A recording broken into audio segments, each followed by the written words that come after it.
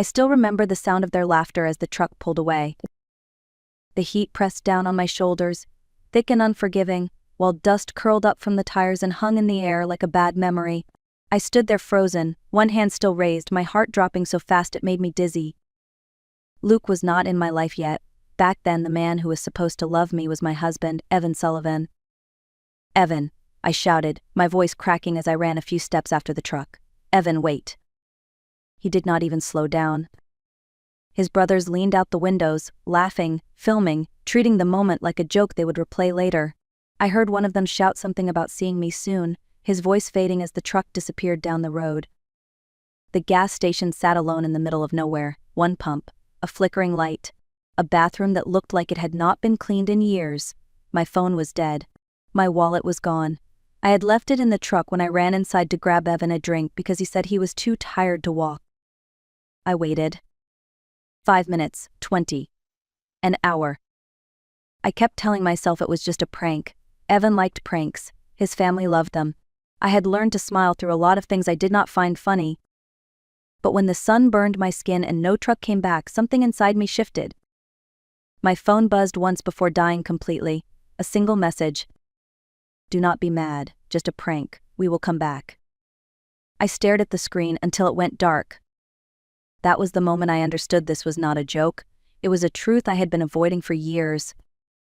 I was not safe, I was not valued, and I was standing alone on the side of the road with no one coming back for me. That day did not break my marriage. It revealed what it had always been. Before that day, I used to believe I was lucky. I told myself that Evan was a good man who just came from a loud family, that his brothers were immature but harmless, that every marriage had flaws and that love meant learning to tolerate them. I had been raised to keep the peace, to smooth things over, to laugh things off so no one felt uncomfortable. When I married Evan, I carried that habit straight into his family. Every holiday came with a test, a joke at my expense, a comment wrapped in laughter. If I looked hurt, someone would say I was taking it too seriously. If I spoke up, I was accused of ruining the mood. Evan always stood just slightly to the side of it all. He did not start the jokes, but he never stopped them either. He would smile and tell me later that I needed thicker skin, that his brothers did not mean anything by it. I wanted to believe him. So I adjusted myself instead. I learned when to stay quiet. I learned how to smile on cue. I learned how to swallow the tight feeling in my chest when I felt small in my own home. From the outside, our life looked fine. We worked. We hosted dinners. We posted pictures that made people comment about how happy we looked. But inside, I was always bracing for the next moment I would be embarrassed or dismissed. I told myself it was normal. I told myself love was compromise. What I did not realize back then was that compromise should never cost you your dignity. Little by little, without anyone noticing, I began to disappear inside my own life. And I thought that was just what being married meant. I was wrong. Looking back now, the signs were everywhere. The jokes were never random. They always landed in the same place, on me, my reactions, my boundaries, my discomfort. If something went wrong, it became a story to laugh about later. If I asked for respect, it turned into proof that I could not take a joke. Evan watched it happen and did nothing. When I tried to explain how it made me feel, he brushed it off. He said I was reading too much into things, that his brothers were just being themselves, that I needed to relax. So I did what many women do. I started questioning myself instead. Maybe I was too sensitive. Maybe I expected too much. Maybe if I tried harder, things would feel easier. But the truth was simpler and harder to accept. I was married to a man who benefited from my silence. As long as I stayed quiet, nothing had to change. That was when I started saving money. Not because I planned to leave. I was not brave enough for that yet. But because something deep inside me understood that I might need a way out one day. $10 here, $20 there, cash back at the grocery store. A small account under my own name. I did it quietly, almost without thinking, like an instinct I did not want to admit to myself. Evan never noticed. He trusted me with the finances and never asked questions. It never crossed his mind that I might be preparing for a future without him. I told myself it was just being responsible, just being smart. But deep down I knew. I was not saving money, I was saving myself. And the longer I stayed, the more that quiet voice inside me grew stronger, reminding me that love should never feel like survival. The gas station was not special. That is what made it unforgettable. One pump stood crooked near the road. A small convenience store buzzed with a tired fluorescent light. Beyond that, there was nothing. No houses, no hotels, just empty roads stretching in both directions. I paced the cracked pavement, checking my phone again and again, even though I already knew it was dead. I kept telling myself the truck would turn around, that Evan would laugh, apologize and say it went too far. Minutes passed, then more. The heat soaked through my clothes. My mouth felt dry.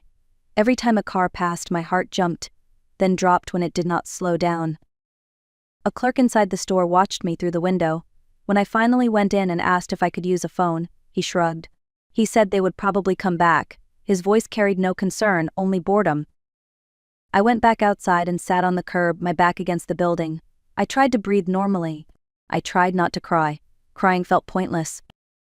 Then my phone vibrated one last time. A single message appeared on the screen. "Do not be mad, just a prank, we will come back." I stared at it until the screen went black.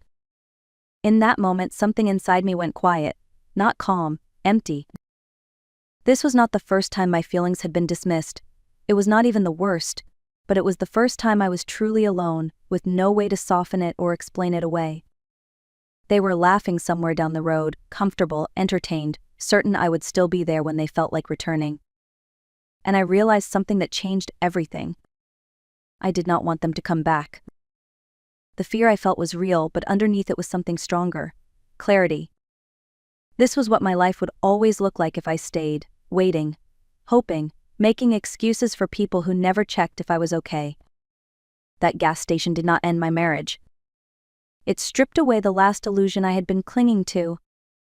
I stayed at that gas station longer than I should have. Part of me kept expecting Evan to realize he had gone too far, to turn the truck around, to show up embarrassed and apologetic, but another part of me already knew better. A woman pulled in with a minivan, 2 kids in the back seat, music playing softly through the open windows. She looked at me standing there alone and asked if I was all right. I did not tell her everything. I just said I needed to go north. She hesitated for a moment, then nodded. She said she could take me as far as the next town. I thanked her like she had just offered me a lifeline, because that was exactly what she was doing. As we drove, I stared out the window and let the road pull me away. I did not cry. I did not call Evan. I did not send a message explaining myself. For the first time in years, I did not feel the need to justify my choices. She dropped me near a small bus station just as the sky started to darken. Before she left, she handed me a charger, a bottle of water, and a few dollars. She told me to take care of myself. I used the last bit of power on my phone to check the bus schedule. Then I messaged the only person I could think of who would not ask questions. Rose Bennett. I had not spoken to her in years, but she replied within minutes. "Come," she wrote, "you are always welcome." I bought a one-way ticket with the money I had saved. As the bus pulled out of the station, I watched the town disappear behind me. I did not feel dramatic. I did not feel reckless. I felt certain. I was not running away from my marriage. I was walking toward my life. The bus ride took all night. I barely slept, watching streetlights blur into long streaks against the window. Every mile felt like distance from a version of myself I no longer wanted to be. I did not know exactly what waited for me, only that I needed somewhere quiet, somewhere safe. When the bus finally stopped, the air smelled like salt and damp wood. The sky was pale with early morning light. I stepped off with stiff legs and a tired body, but something inside me felt strangely steady. Rose Bennett was waiting in an old sedan near the curb. She looked older than I remembered, her hair more gray, her hands a little slower. But when she hugged me, it felt the same, solid, certain, like coming home to a place that never closed its door. She did not ask why I was there. She did not ask where Evan was or what had happened. She just said, "Let us get you inside." Her house sat on a quiet street near the water. The paint was chipped in places. Wind chimes tapped softly on the porch. Inside, everything smelled like clean soap and fresh bread. I slept for almost 2 days. When I woke up, Rose was at the kitchen table, folding laundry. She slid a plate of food toward me, then placed an envelope beside it. Inside was a small stack of cash and a note with a name written carefully in ink. Paige Morgan. My friend at the diner could use help, she said gently. They do not ask many questions. You can use your mother's name. I stared at the paper for a long moment. Morgan felt familiar, safe, like a part of me I had not lost, only set aside. I nodded. That was the day I stopped being someone's wife and became myself again. I started working at the diner that same week. It was a small place near the water with worn booths, faded menace, and the smell of coffee that never quite left the air. The work was simple. Pouring refills, wiping counters, remembering regular orders. It grounded me in a way I had not felt in years. That was where I met Luke Morrison. It was a slow afternoon when the bell above the door rang and a man stumbled inside. At first, I thought he was just another tired traveler. Then I saw the blood soaking through his shirt. He collapsed near the counter before he could say much more than help. Everything inside me went still, then sharp. I grabbed towels and pressed them against his side while my boss called for an ambulance. Luke's breathing was shallow, his face pale, but his eyes stayed locked on mine like he was holding on through me. I told him to stay awake. I told him he was going to be fine, even though I did not know if that was true. When the paramedics arrived, they worked fast. As they lifted him onto the stretcher, Luke reached out and caught my wrist. "Thank you," he said quietly. That was it. No drama, no promises. I did not expect to see him again. But a few days later he came back, bruised, limping, alive. He ordered coffee and sat by the window. When I brought it over, he looked up at me and asked my name. "Paige," I said. He nodded like he was filing it away somewhere important. Luke did not talk much. He never asked personal questions. He never stared too long or tried to fill the silence. He just listened. And for the first time in a long time, I felt something unfamiliar but comforting. I felt seen. Not watched, not tested. Just seen. By the time autumn arrived, Luke had become part of my routine. He came into the diner every few days and always sat in the same booth near the window. Sometimes he read the paper. Sometimes he just stared out at the water. We talked in small pieces, never pushing, never digging where the other was not ready. It felt easy. That was what surprised me most. Then one evening something shifted. I came home and found the front door slightly open. My heart thudded so hard I could hear it in my ears. Rose was out for the evening. The house was quiet, too quiet. I stepped inside slowly, checking each room. Nothing was broken. Nothing was missing. But one kitchen drawer stood open, the one where Rose kept her spare cash. I could not explain it, but I knew someone had been there. I called Luke. He arrived within minutes. He checked the locks, walked the perimeter, scanned the street. He moved calmly, deliberately, like someone who noticed details others missed. "This is not random," he said under his breath. The words settled heavy in my chest. After that, Luke stayed closer. He replaced the locks. He installed a small camera near the porch. He never made it feel dramatic. He never tried to scare me. He just made sure I felt protected. That night, Rose folded laundry at the table and looked at me carefully. "Sometimes," she said, "people do not chase you because they miss you. They chase you because they lost control." I did not answer. But somewhere far away I felt the past shifting. And for the first time I realized it might be looking for me. It had been almost 5 years since I heard his voice. So when I opened the door and saw Evan standing on the porch, my body reacted before my mind could catch up. My hands went cold. My breath stalled in my chest. For a moment I thought I was imagining him. He looked thinner, older. The careless confidence he used to wear so easily was gone. His shoulders were tense, his hands raised slightly, as if approaching a skittish animal. "Paige," he said quietly, "please, can we talk?" I did not answer. Before I could move, Luke stepped up beside me, not in front of me, beside me, calm, grounded. "Who are you?" Luke asked, his voice steady. Evan blinked, clearly unprepared for that question. "I am her husband." The word landed heavy, but it no longer fit. "I am not your wife," I said, my voice even. Evan's eyes moved between us, searching for something he no longer had. "I just need 5 minutes," he pleaded. "Please." I stepped outside and closed the door behind me. The air smelled like damp leaves and ocean wind. Evan stared down at the porch boards for a long moment before speaking. "I have been looking for you," he said, "ever since the video." "What video?" I asked. He swallowed. "My brothers. They talked about the gas station on their podcast. They thought it was funny. It went viral. People were furious. That is when I realized how bad it was." I studied his face. "You realized it when strangers were angry, not when I was." He flinched. "I left them," he said quickly. "I left the business. I have been trying to fix my life." "Why now?" I asked. "Because I could not carry it anymore," he whispered. "What I did, what I allowed."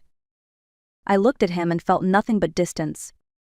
"You did not lose me because of a prank," I said. "You lost me because you never saw me. Not once." The door opened behind us. Luke stepped out, quiet and solid. Evan's gaze flicked to him. "Who is he?" Evan asked. "My fiancé," I replied without hesitation. Evan nodded slowly, the truth finally settling in. "I guess I deserved that," he said. "You did," I answered. Then he turned and walked away, disappearing down the quiet street. And for the first time I did not feel left behind. The courthouse hallway smelled like old paper and polished wood.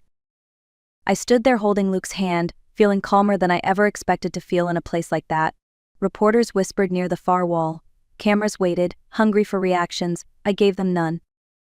Inside the courtroom, Evan's brothers sat at the defense table. They looked smaller than I remembered. Not weaker, just exposed. Their laughter had finally reached a place it could not protect them. This time their prank had gone too far. A young woman collapsed after one of their stunts. Panic, humiliation, a medical emergency no one could laugh off. When I was called to testify, I walked to the stand without shaking. I did not exaggerate. I did not raise my voice. I simply told the truth. I described the gas station, the waiting, the fear that settled in after the joke stopped being funny. I explained what people never see in viral clips: the sleepless nights, the loss of trust, the quiet decision to disappear because staying meant breaking slowly. The room was silent when I finished. I was not there to punish anyone. I was there to name what happened, to say it out loud so it could not be dismissed again. When I stepped down, I did not look at Evan. I did not need to. I had already said everything that mattered. Outside, the sun felt warm on my face. Luke slipped his hand into mine like it had always belonged there. We walked past the reporters without stopping. Their questions faded behind us, unimportant. At the top of the courthouse steps, I paused and looked back once. Evan stood alone near the doors, quiet, still, watching me walk away. 5 years earlier, I had stood on the side of a road, dust on my shoes, waiting for someone who never came back. This time, I was the one moving forward. I did not leave because of a prank. I left because I finally understood my worth. I learned that love does not make you feel small. It does not ask you to endure cruelty for the sake of peace. Luke did not find me whole. He found me healing, and he never tried to change me. He simply stood beside me while I became myself again. If this story resonates with you, know this: walking away does not mean you failed. Sometimes it means you survived. If you found strength in Paige's journey, take a moment to like this video, share it with someone who needs to hear it, and tell us in the comments where you are watching from. You are not alone, and it is never too late to choose yourself.